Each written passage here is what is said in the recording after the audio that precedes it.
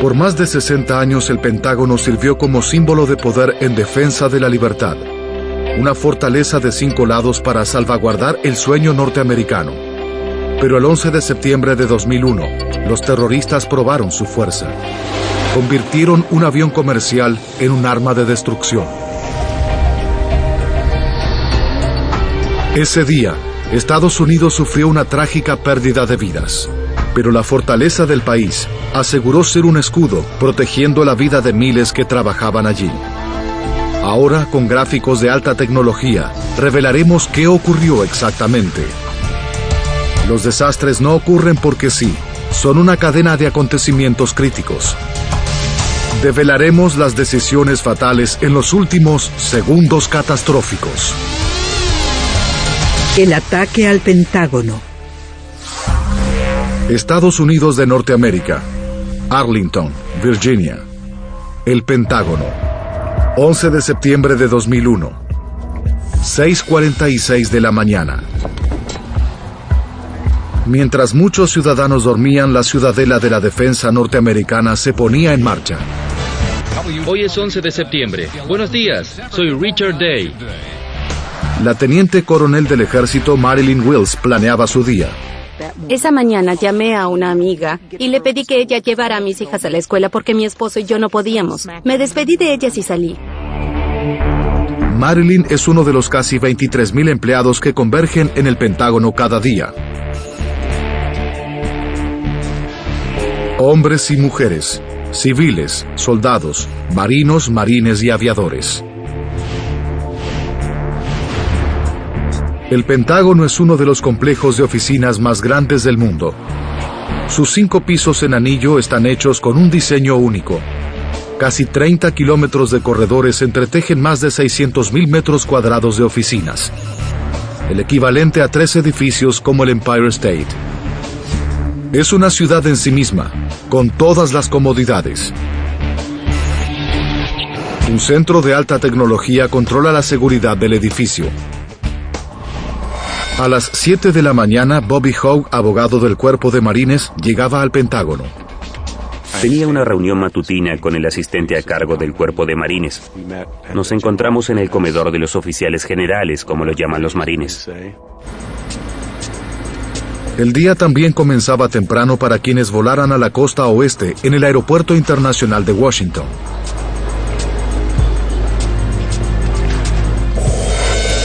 7:18 de la mañana. Los terroristas, con cuchillos y navajas de papel, pasaron los puestos de control de seguridad del aeropuerto y abordaron el vuelo 77 de American Airlines. 8 de la mañana. Las oficinas del Pentágono trabajan a pleno. Marilyn Wills se preparaba para una reunión departamental. Contaba con más de 20 años de carrera militar. Los últimos 2 sirvió como personal armado y oficial de asuntos del Congreso. Mi compañera y yo discutimos sobre lo que iba a tratar la reunión del martes. Y entonces me despedí de ella y fui a la sala de conferencias. 8:20 de la mañana. Los controladores aéreos alistan el vuelo 77 de American Airlines. American 77, your departure frequency will be 125.05. Runway 30, cleared for takeoff. 125.05, runway 30, cleared for takeoff. American 77. A bordo había 53 pasajeros, 2 pilotos, 4 comandantes de a bordo y 5 hombres que planeaban un asesinato en masa. Entre los pasajeros había una familia, un comentarista político y 3 estudiantes con sus profesores que asistían a un viaje educativo guiado por 2 empleados de la National Geographic Society. Los tanques de combustible llevaban lo necesario para los 4.220 kilómetros de vuelo hasta Los Ángeles. 8:46 de la mañana. Lo que están observando es algo aterrador. Es el World Trade Center. E informes aseguran que un avión impactó contra una de las torres del World Trade Center. Un espectral silencio descendió sobre las oficinas del Pentágono. Casi todos se transfiguraron con los hechos de Nueva York. John Yates era jefe de seguridad del Pentágono. Estuve de pie unos 5 minutos observando. Caminé a mi escritorio y llamé a mi esposa, que antes de cortar dijo, «Cariño, hazme un favor. Trabaja debajo de tu escritorio el resto del día». Yo me reí y dije, «Seguro, lo haré, y te veré esta noche». En ese momento nadie estaba seguro de la gravedad de la situación. 8:50 de la mañana. 30 minutos de viaje del vuelo 77 de American Airlines. Su altura de crucero era de 10.500 metros y pasaba la frontera entre Ohio y Kentucky. El controlador de tráfico aéreo del centro de Indianápolis se comunicó con el piloto. American 77, clear direct comma. Direct comma, American 77, thank you. Estas fueron las últimas palabras que se escucharon del piloto. American 77, American Indy radio check, how do you read? American 77, American Indy radio check, how do you read? No hubo respuesta. Los controladores aéreos se preocuparon. No hay comunicación de radio ni de radar. En el mismo instante, la información de vuelo del avión desapareció de las pantallas del radar. Ya no sabían dónde estaba el avión. 8:54 de la mañana. Sin que nadie se diera cuenta, el vuelo 77 de American Airlines cambió de curso, giró y se dirigió otra vez al este. En el tercer piso del Pentágono, Bobby Howe, Peter Murphy y otro abogado del Cuerpo de Marines discutían un caso. 9:03 de la mañana. Un segundo avión atacó el World Trade Center. Bobby Howe estaba convencido de que era un ataque terrorista. Todos sabían qué estaba ocurriendo y teníamos que actuar. Teníamos que hacer algo. Estábamos en el Pentágono, el cuartel general militar de la nación. Me comuniqué con el secretario, que llamó a los encargados de seguridad e investigó cuál era el estado del edificio. Todos miraban la televisión. Nadie sabía qué ocurría en el edificio. El cabo regresó y me dijo que las condiciones eran normales. Yo dije, no puede ser. Pero en segundos se incrementó el nivel de seguridad del edificio. En las oficinas de todo el Pentágono aumentó la tensión. El teniente Kevin Schaefer observó las noticias en la televisión desde su oficina de la planta baja. No podía concentrarme en mi trabajo y me puse de pie. Recuerdo que estaba allí viendo desarrollarse los acontecimientos. Uno de mis colegas intentaba llamar a nuestras esposas y a los esposos. Fue un momento emotivo que todos querían compartir. El Pentágono era entonces un objetivo mientras la crisis nacional aumentaba. El bombero Alan Wallace es uno de los 3 hombres del personal de bomberos con base en el Pentágono. Estaba inspeccionando las autobombas. Al mediodía de ese día llegaría el presidente Bush. 9:30 de la mañana. Alan recibió una llamada de su jefe. La información que me dio Campbell fue que el gobierno lo consideraba un ataque terrorista. Algo así podía haber ocurrido en Washington, D.C. Si así fuera, era probable que nuestro vehículo asistiera en el incidente. Marilyn Wills aún estaba en la reunión, aislada en la sala de conferencias del primer piso. No sabía nada de los ataques terroristas a las Torres Gemelas. De pronto miré mi reloj y dije, la reunión se está prolongando un poco.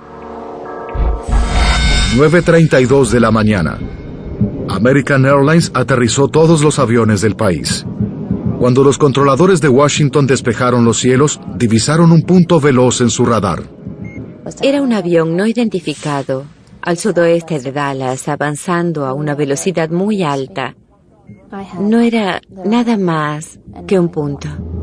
Viajando a más de 750 kilómetros por hora, el avión se dirigía al espacio aéreo protegido que cubre el Capitolio y la Casa Blanca. Era una cuenta regresiva. 15 kilómetros, 10 kilómetros y de pronto el avión se alejó. Pero el avión no identificado hizo un giro de 330 grados, casi un círculo completo. Ahora se dirigía directo al Pentágono. Perdimos contacto de radar con la nave. Esperamos y esperamos, mientras el corazón se nos salía del pecho.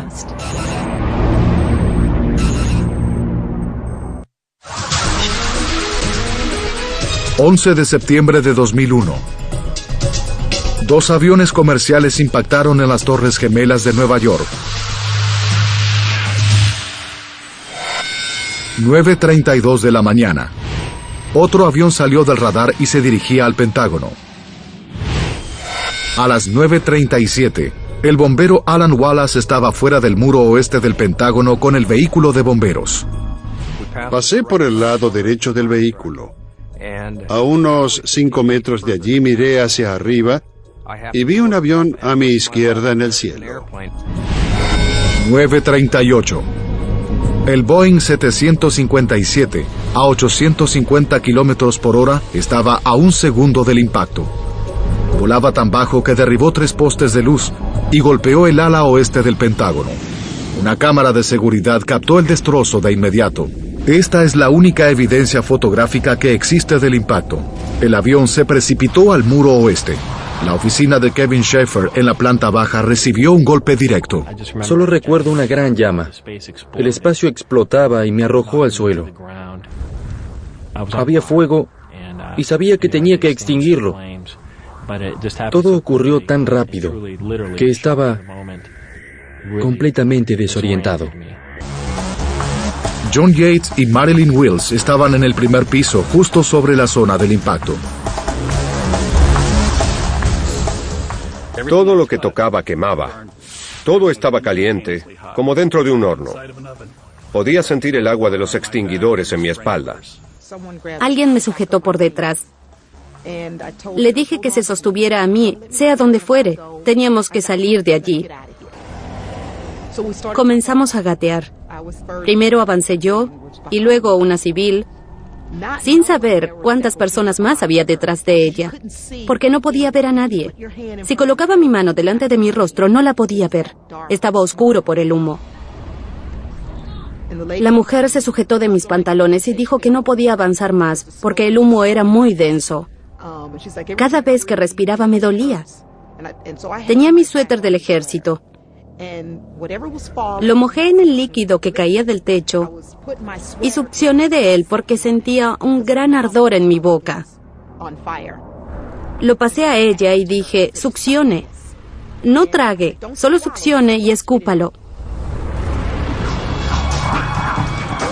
Los operadores de comunicaciones del Servicio de Defensa del edificio recibían llamadas frenéticas de los empleados atrapados. Coordinaron el rescate y permanecieron en sus escritorios mientras todo el edificio era evacuado. En el tercer piso, a 7,5 metros del impacto, Bobby Hogue fue arrojado de su oficina. El humo negro y espeso oscureció el día. Bobby y 4 trabajadores luchaban por respirar, buscando una salida. Pero hubo un problema en la ruta de escape. Hacia el lado sur el suelo se quebró y no parecía estable. Temíamos estar en un punto débil. El bombero Wallace buscaba refugio. Solo sufrió cortes y quemaduras menores. La explosión incendió su vehículo, pero sin dudarlo un momento subió a él en llamas para pedir refuerzos. Solicitud de rescate en proceso. Solicitamos refuerzos en el área. Necesitamos refuerzos urgente. 9:40. Las carreteras del Pentágono se paralizaron. Los equipos de rescate debían buscar un camino para llegar a la zona de desastre. El humo espeso asfixiaba a Kevin Schaefer, pero mientras gateaba entre las pilas de escombros y los incendios, vio una posible vía de escape. Pude ver una luz, pero estaba oscurecida por el humo. Comencé a correr hacia ella y pasé por el hoyo y era obviamente la abertura de una explosión.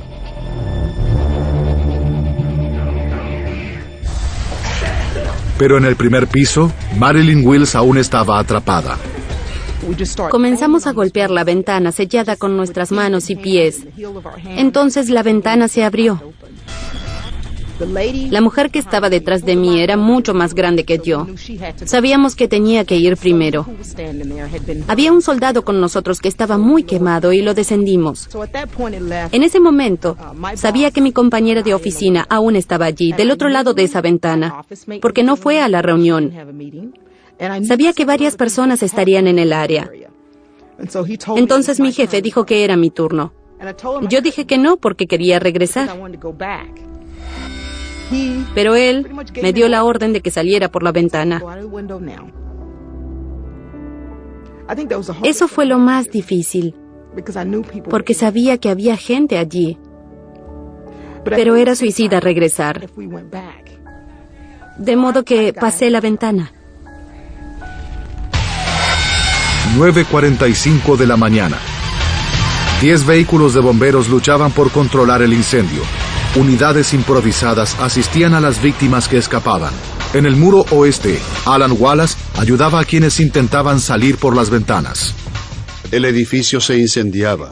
Las personas que salían de allí estaban aterradas, heridas, desorientadas. El fuego salía por la parte superior de la ventana y el humo por la parte inferior. A medida que el infierno crecía, era imposible para los bomberos llegar a las víctimas del tercer piso. El humo negro salía por los extremos del corredor. Bobby Howe y sus 4 compañeros seguían buscando una salida y encontraron otra grieta en el suelo. Estaba abierta y caía aún más. Podíamos ver cómo salía fuego a través de ella. Estaban atrapados. ¡Vengan! ¡Por aquí! ¡Hay una salida! Un joven decía, por allí hay una salida, vamos. No lo pensamos mucho. Solo nos sujetamos entre todos y buscamos la puerta. 9:55. 17 minutos después de que el avión se estrellara en el Pentágono, los bomberos oían cómo se quebraba el edificio. Las enormes placas del suelo se hundían. Estaba por derrumbarse y se apresuraban por evacuar la zona. 9:57 de la mañana. 19 minutos después del impacto, una sección de 23 metros del edificio se derrumbó.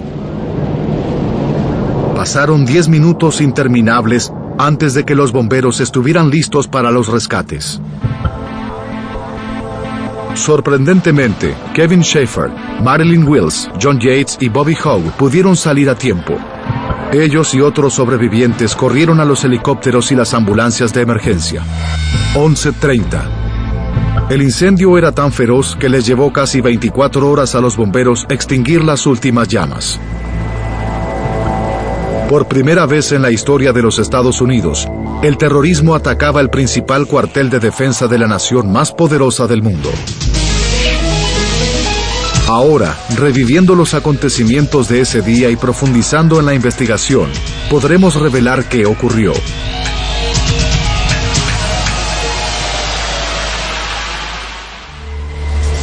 Gráficos avanzados de computadora nos llevarán donde la cámara no pudo ir, en el corazón de la zona del desastre. Este ataque terrorista costó la vida de 184 víctimas inocentes, 59 pasajeros y tripulantes a bordo del avión y 125 trabajadores del Pentágono.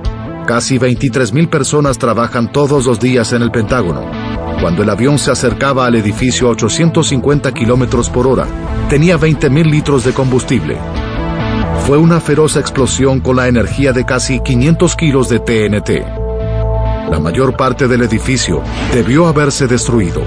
Si los investigadores logran estimar cuánto sobrevivió del Pentágono, podrán proteger a más personas en las oficinas de todo el país y el mundo. La Oficina Federal de Investigaciones llegó a la escena del crimen y la Sociedad Americana de Ingenieros Civiles reunió un equipo de 6 expertos en incendios y estructuras para examinar el daño del edificio. Pero los investigadores no comenzaron allí. Primero necesitaban concentrarse en el vuelo y examinar cómo ingresó el avión en el Pentágono. Comenzaron por escuchar las grabaciones del control de tráfico aéreo. 78 minutos antes del impacto, el vuelo 77 de American Airlines recibió la orden de despegue. American 77, your departure frequency will be 125.05, runway 30, cleared for takeoff. 12505, runway 30, cleared to takeoff. American 77. Estas grabaciones demuestran que los primeros 31 minutos, el vuelo 77 volaba en curso y en comunicación con el control de tráfico. 44 minutos para el impacto.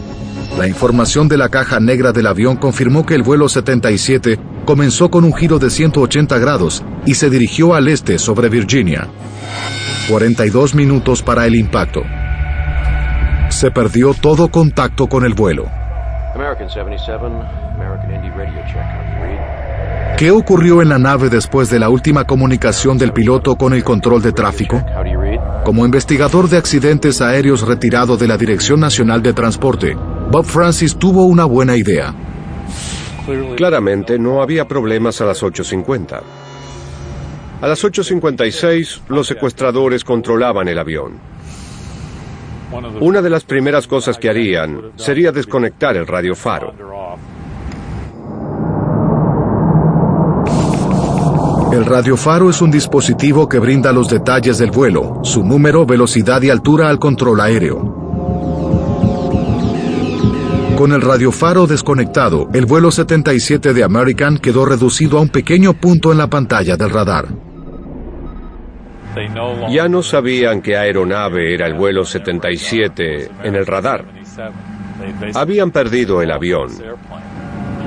Significaba que por 36 minutos, el vuelo 77 podía volar al este de Washington, D.C., al espacio aéreo protegido, sin ser detectado por los controladores. El problema era que buscaban al oeste, porque esa era la dirección en la que fue la nave, y asumían que era el camino que continuaba. 6 minutos para el impacto. De pronto, la controladora de tráfico de Washington, Danielle O'Brien, vio un punto muy veloz que se dirigía a la Casa Blanca, pero antes de poder reaccionar, el punto desapareció. 4 minutos para el impacto. La caja negra confirmaba que el avión iba en picada, cayendo 670 metros, girando 330 grados para alinearse con el Pentágono. Incrementó su velocidad a 850 kilómetros por hora. El vuelo 77 de American Airlines se estrelló contra el muro oeste del Pentágono. Esta recreación en computadora muestra que el avión volaba muy bajo. ¿En qué ángulo golpeó el edificio? Es el nuevo centro de las investigaciones.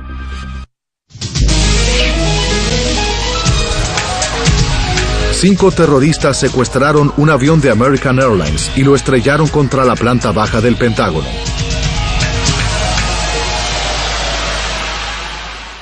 Utilizando gráficos avanzados de computadora, iremos al corazón de la zona del desastre para revelar qué ocurrió exactamente. Descubrir cómo impactó el avión en el edificio es un paso crítico en la investigación de la tragedia. No hay imágenes del impacto. La única evidencia fotográfica es de una cámara de seguridad. Toma una foto por segundo, pero a 850 kilómetros por hora, el avión golpeó el edificio entre dos imágenes. La única que ayudaría a los investigadores, la del momento del impacto, estaba perdida. El ingeniero estructural Alan Kilsheimer es uno de los expertos en la escena. Cuando llegué por primera vez no tenía idea de cómo el avión golpeó el edificio. Alan se concentró en el punto de entrada del avión. Se pueden ver marcas en la piedra por donde ingresó el ala del avión. Así supe que entró con el ala derecha más alta y la izquierda más baja. 9:38. El avión giró en ángulo. El ala derecha golpeó la base de cemento y acero sobre la placa del primer piso y la quiebra. Pero, ¿qué ocurrió con el ala izquierda? Los investigadores hicieron otro descubrimiento. Enfrente del lado izquierdo del hoyo, encontraron piezas de un ala quemada casi a medio metro del sitio. Los investigadores sabían exactamente cómo golpeó el avión el Pentágono. El avión se aproximó al muro oeste en diagonal, volando casi a nivel del suelo. Hasta que a una centésima de segundo del impacto, el avión viró ligeramente a la izquierda. En el momento del impacto, el ala más baja y el motor golpearon el suelo casi al mismo instante en que la trompa golpeó el edificio. Es una pieza crítica de información, porque el ángulo en que ingresó en el edificio dictó el sendero que el avión siguió dentro.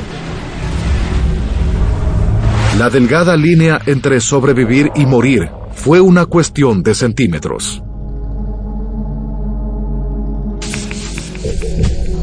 Ahora los investigadores querían saber qué ocurrió cuando el avión penetró el edificio. En busca de claves, recurrieron a las imágenes de una prueba de accidentes controlada.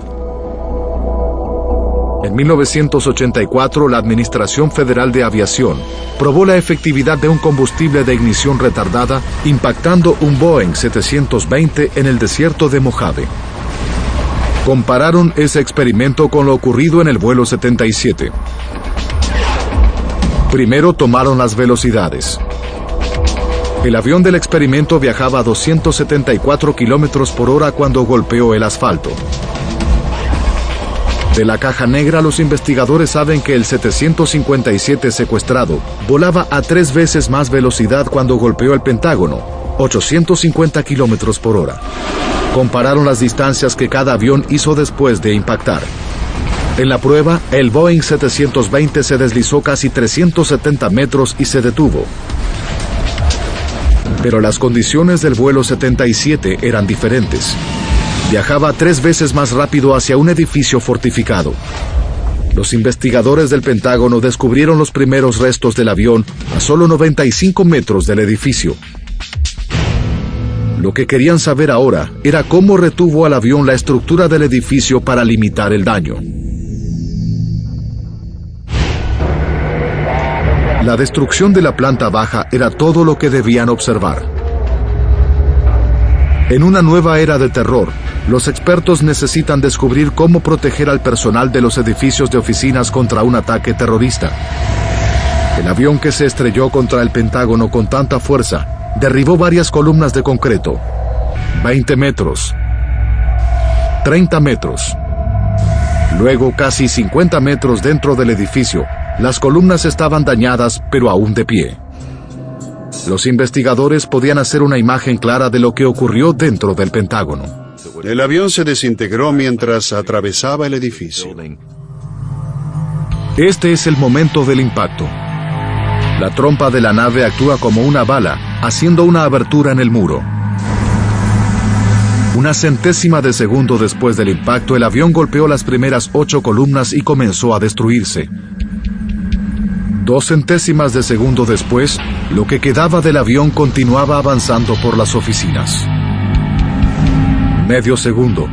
La grabadora de la caja negra y el tren de aterrizaje volaron a casi 100 metros en el edificio. Eran las únicas partes reconocibles del avión.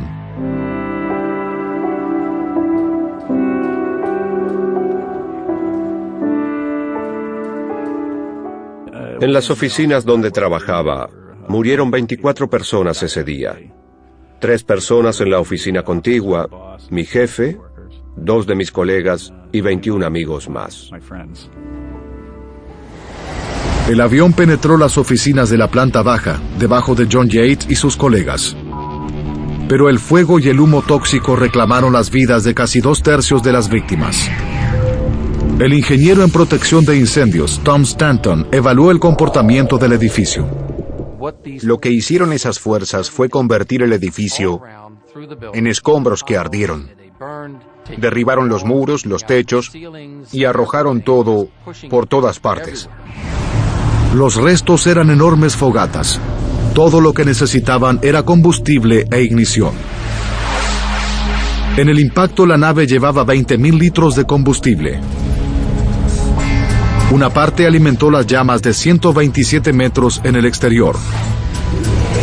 Pero el resto ingresó en el edificio, avanzando a casi 240 metros por segundo, esparciendo combustible por todas partes, incluyendo los escombros. John Yates estaba en el primer piso. Aún tenía puestas las gafas, y cuando me las quité, pensé que estaban cubiertas de sangre, porque tenía algo. Ahora sé que era combustible. Stan Ames es investigador de incendios. Imaginemos cómo habrá sido en el interior.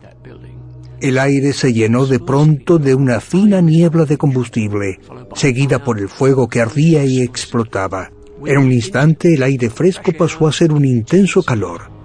Esta clase de combustible que reacciona con el aire es utilizado en bombas que se diseñan para quitar el oxígeno de la atmósfera y crear condiciones letales. Los trabajadores del Pentágono que sobrevivieron al impacto inicial enfrentaban circunstancias intolerables. Cuando respiraba sentía que mis pulmones se hinchaban y luego se comprimían.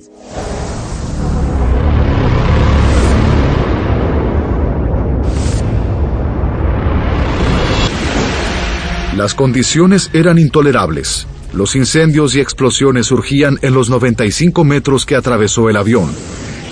A pesar de ser tan extenso, algunas personas como John Yates sobrevivieron. ¿Pero cómo?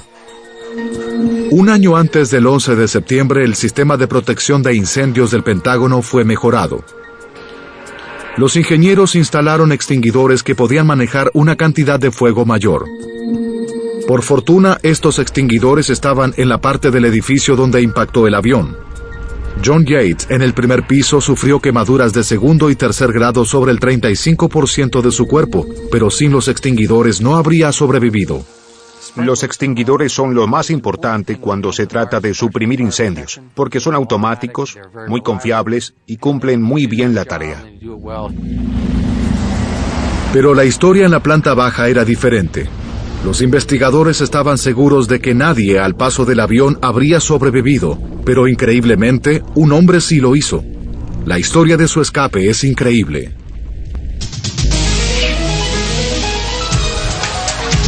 El fuego crecía en el ala oeste del Pentágono después de que los terroristas estrellaron el vuelo 77 de American Airlines en la planta baja.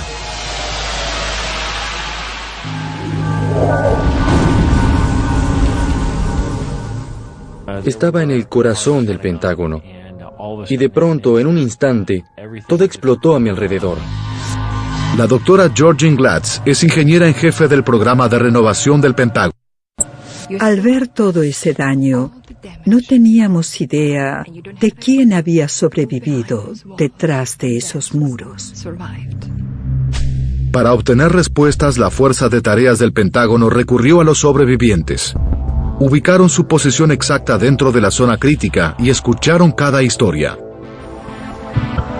A 6 semanas de la investigación, la doctora Glatz entrevistó a 30 sobrevivientes.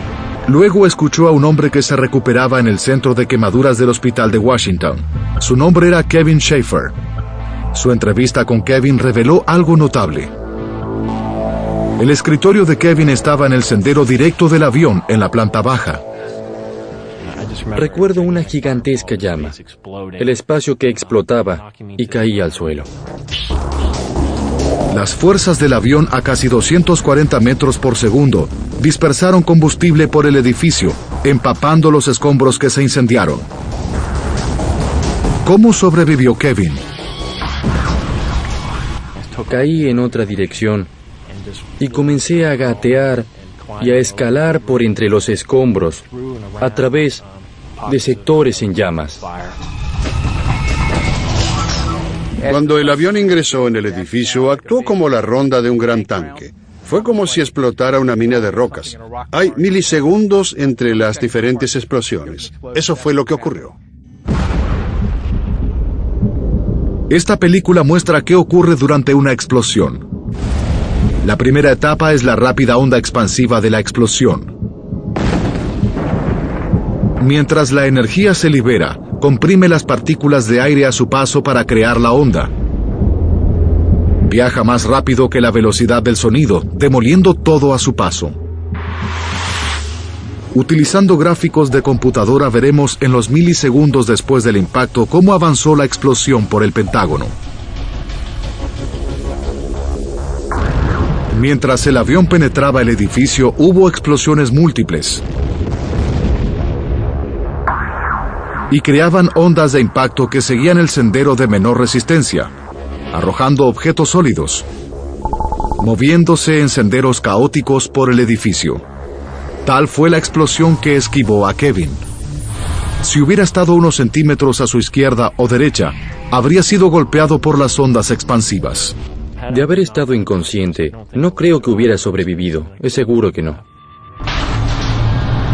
Las ondas expansivas que esquivaron a Kevin hicieron un hoyo en un corredor. Eso le ofrecía su único medio de escape. Kevin se arrastró otros 28 metros. Sufrió quemaduras en el 42% de su cuerpo y tuvo 2 ataques cardíacos en el hospital. El comportamiento de las ondas que esquivaron a Kevin tiene relación con el diseño singular del Pentágono. Este consiste en 5 anillos.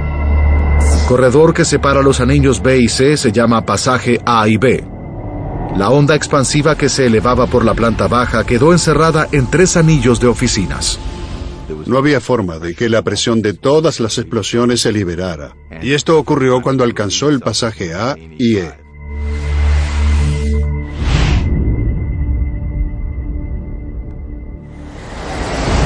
Finalmente, todo el sendero de destrucción fue solo una pequeña hebra en los 600.000 metros cuadrados de oficinas.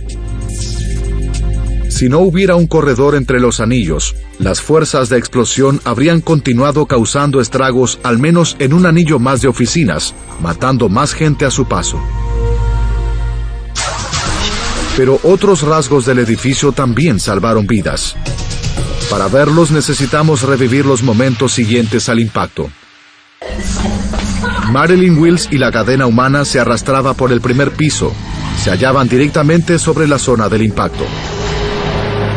Las columnas de concreto se separaron y cayeron.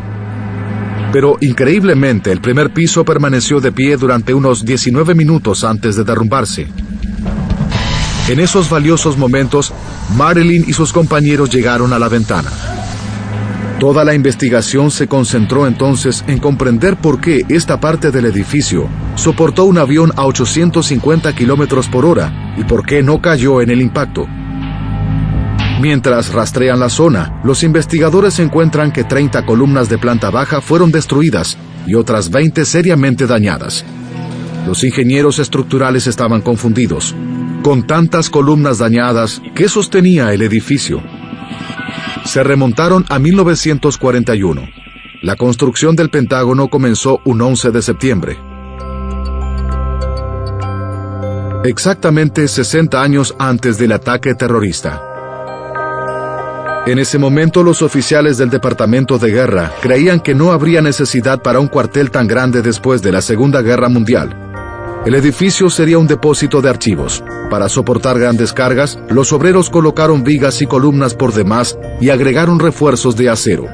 Después del 11 de septiembre, el jefe de construcción del Pentágono, ingeniero Alan Kilsheimer, construyó una réplica exacta del sistema de columnas y vigas de 1941 encontrado dentro del edificio. Si esta columna de aquí desaparece, lo que ocurre es que ya no hay nada que sostenga esta viga. Lo que sucederá es que la viga se sostendrá en la línea de acero de la siguiente columna para poder llegar hasta ella. El hecho de que estas barras estuvieran dobladas arriba y abajo permitió que eso ocurriera. Kilsheimer observó más de cerca. Cada columna tenía una pieza continua de acero reforzado desde el suelo hasta el techo. Eso evita que las barras se doblen hacia afuera y también evita que el concreto salga de esta jaula. Cuando las fuerzas catastróficas se elevaban por la planta baja del Pentágono, destruyeron 50 columnas en su paso de destrucción. Pero el acero reforzado dentro de las columnas restantes fue lo que mantuvo el edificio. ¿Qué habría pasado con una construcción moderna? Si una de estas se quiebra, el resto no se derrumba. En un edificio moderno, si una se quebrara, la columna caería. Pero los investigadores descubrieron otro rasgo del diseño de 1941 que también salvó vidas. 3 minutos después de la explosión, Bobby Hogue y sus colegas del tercer piso encontraron una grieta en el suelo. Luego pisé lo que era la junta de expansión que dividió nuestra oficina. Y me di cuenta de que el edificio estaba derrumbándose, a punto de caer, porque claramente el suelo se había quebrado. ¿La razón? Los ingenieros originales del Pentágono colocaron rasgos estructurales llamados juntas de expansión. Estas juntas acomodaban la expansión y contracción del edificio en las estaciones. Permitían que el cuarto se expandiera con el calor del verano y se contrajera con el frío del invierno. Por estas juntas de expansión, el Pentágono se comportó como una serie de edificios separados. El 11 de septiembre, la junta de expansión en el ala oeste protegió el resto del edificio y finalmente salvó vidas. 19 minutos después del impacto. El Pentágono lucía como si lo hubieran cortado con cuchillo, justo en la junta de expansión. De no haber una junta de expansión y de haber estado conectado rígidamente de lado a lado, habríamos perdido una parte mucho más grande del edificio al norte de esa junta. La junta de expansión dio tiempo a los sobrevivientes para ponerse a salvo. Si debes vivir una situación terrible, el Pentágono es un buen lugar para protegerse. Dios te perdone si alguna vez debes tomar esa decisión, pero si ocurre, debes elegir ese lugar. El 11 de septiembre, la estructura del Pentágono soportó fuerzas extremas, pero los investigadores encontraron otra razón de por qué sobrevivió tanta gente: las ventanas.